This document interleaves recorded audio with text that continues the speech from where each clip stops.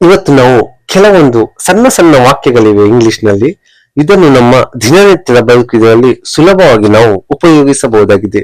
So ಮೊದಲನೇದಾಗಿ at home ಅಂದ್ರೆ ಮನೆಯಲ್ಲಿ ಯಾವ ರೀತಿ ಮಾತಾಡಬಹುದು ಅಂದ್ರೆ wake up, wake up, okay I am coming, hurry up, white here, come fast.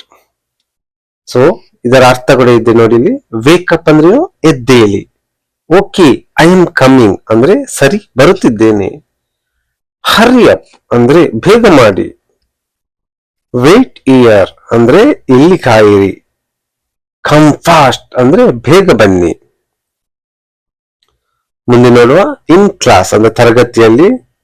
Sit down, teacher ಅಂತಾರೆ sit down, student okay sir, teacher listen to me, student yes sir, teacher write it. ಈ ತರ.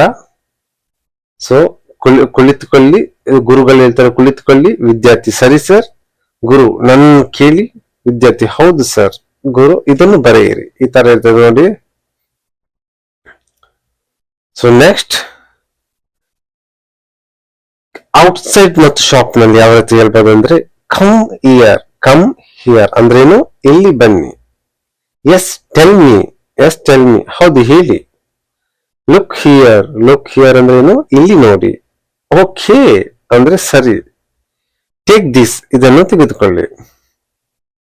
Next where to go, give direction, where to go ಎಲ್ಲಿಗೆ ಹೋಗಬೇಕು, go ahead ಮುಂದೆ ಹೋಗಿ, then ನಂತರ, turn left ಎಡಕ್ಕೆ ತಿರುಗಿ, ಓಕೆ ಥ್ಯಾಂಕ್ಸ್ ಅಂದ್ರೆ ಸರಿ ಧನ್ಯವಾದಗಳು. ನೆಕ್ಸ್ಟ್ ಫ್ರೆಂಡ್ಲಿ ಟಾಕ್ ಯಾವ್ದು ಅಂತ, don't worry I am scared, don't worry ಅಂದ್ರೆ ಚಿಂತಿಸಬೇಡಿ, ಐ ಆಮ್ ಸ್ಕೇರ್ಡ್ ಅಂದ್ರೆ ನನಗೆ ಭಯವಾಗಿದೆ, ಬಿ ಕಾಮ್ ಅಂದ್ರೆ ಶಾಂತವಾಗಿರಿ, ಓಕೆ ಸರಿ, ಐ ವಿಲ್ ಹೆಲ್ಪ್ ಯು ನಾನು ಸಹಾಯ ಮಾಡುತ್ತೇನೆ.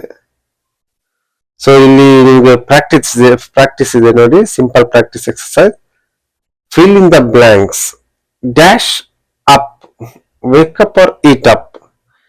ಸೆಕೆಂಡ್ ಒಂದು dash here, wait here or drink here, dash me ಅಂದ್ರೆ call me or sit me. So ಇದಕ್ಕೆ ಉತ್ತರ ಬರೆಯಿರಿ ಕಮೆಂಟ್ಸ್ ನಲ್ಲಿ. ಸೊ ಮುಂದಿನ